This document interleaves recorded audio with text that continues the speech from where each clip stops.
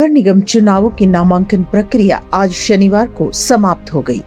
नामांकन प्रक्रिया समाप्त होते ही अब वार्ड नंबर 7 में विरोधाभास के स्वर भी सुनने को मिल रहे हैं।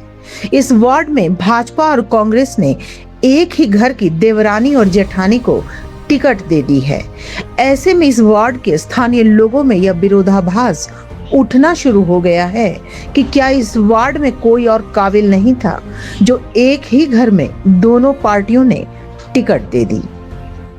देखिए, ऐसा कुछ नहीं है। जो हमारी वार्ड नंबर 5 से प्रत्याशी हैं वो भी तो वाल्मीकि समुदाय से ही है, तो इस चीज को उस हिसाब से नहीं देखना चाहिए। जिस वार्ड की जैसी भौगोलिक परिस्थिति या अन्य परिस्थितियां हैं उनको देखते हुए उम्मीदवारों को उतारा है। देखिए, उनके साथ बैठ के बातचीत की जाएगी और क्योंकि कैंडिडेट तो एक ही बनना है तो ये गतिरोध तो चलता रहता है, लेकिन वहाँ हमारे जो कांग्रेस के लोग हैं, अगर किसी ने वहाँ से अप्लाई किया है तो उनके साथ बैठ के उनके साथ अपने सारे जो उनके थी कि उनके दिल में क्या था, क्यों नहीं टिकट मिला, उसके सारी चीज़ें हम जो इश्यूज हो गए उनको रिजॉल्व करेंगे और मिल बैठ के इकट्ठे होकर इलेक्शन लड़ेंगे। जब रिजर्व हुआ है उसकी एक बड़ी वजह वाल्मीकि समाज रहा है। वाल्मीकि समाज की स्ट्रेंथ के कारण ही इस वार्ड को रिजर्व किया जाता है, लेकिन हर बार हमारी वजह से वार्ड रिजर्व होने के बावजूद हमें दोनों पार्टियों की ओर से कोई भी सहयोग नहीं मिलता। इस बार भी वही हुआ। ना तो कांग्रेस की तरफ से हमारी तरफ देखा गया, ना भाजपा की तरफ से हमारी तरफ देखा गया। वाल्मीकि समाज सदैव जिस भी पार्टी के साथ रहा है उस पार्टी के साथ कंधे से कंधा मिला के चला है। उसमें समाज का काम हो या ना हो, समाज सच्चे मन से पार्टियों के साथ खड़ा रहा है। लेकिन हमारा दुर्भाग्य यह है कि हर बार हमारे साथ इस तरह का व्यवहार किया जाता है। ये वार्ड क्यों आरक्षित होता है ये आप लोग भलीभांति जानते हैं।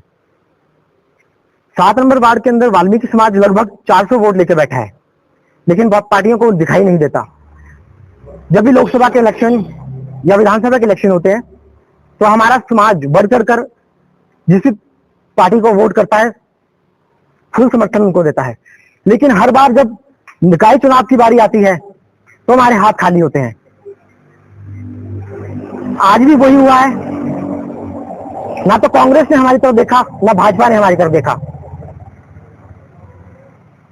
टिकट हर बार इसी वार्ड में दूसरी तरफ जाती है जहां पे एसटी समाज की स्ट्रेंथ नामात्र है। कुल मिला के 1-2 परिवार हैं जिनको तवज्जो दी जाती है।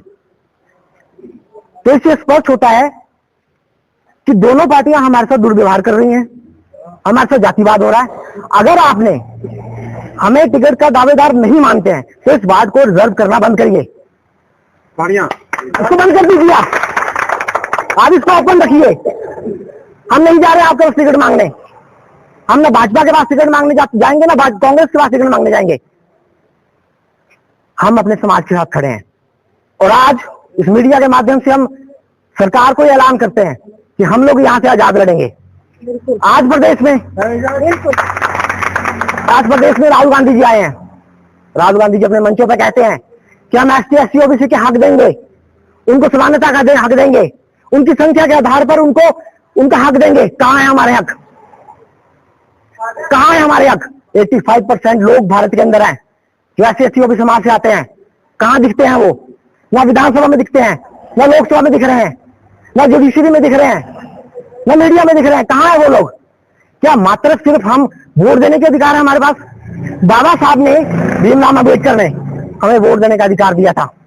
अधिकार इसलिए दिए थे कि जाओ तुम शासक बनो, लेकिन हम वो नहीं कर पा रहे। हम फिर भी पार्टियों के साथ खड़े हैं कि कहीं ना कहीं हमारी साख रखें, परंतु ऐसा नहीं हो रहा है। क्या गुनाह है हमारा? क्या ये जाति गुनाह है हमारा? अगर जाति गुनाह है हमारा तो इस वार्ड को रक्षित करना बंद कर दीजिए, मत रिजर्व करें इसको। हम नहीं करने आएंगे अपील आपके पास। लेकिन ये बात दोनों पार्टी कान खोल के सुन रहे कि हम अपना आजाद कैंडिडेट यहां से दे रहे हैं और आपको कल टक्कर देंगे। अगर आप जातिवाद करते रहिए, हम अपने समाज के साथ खड़े हैं। देखिए, हमारे मेरे साथ रोजवाला जी खड़े हैं, इन्होंने कांग्रेस में अपना मांग पत्र दिया था, लेकिन कारण घूम फिर के वही आता है, जातिवाद, कास्टिज्म।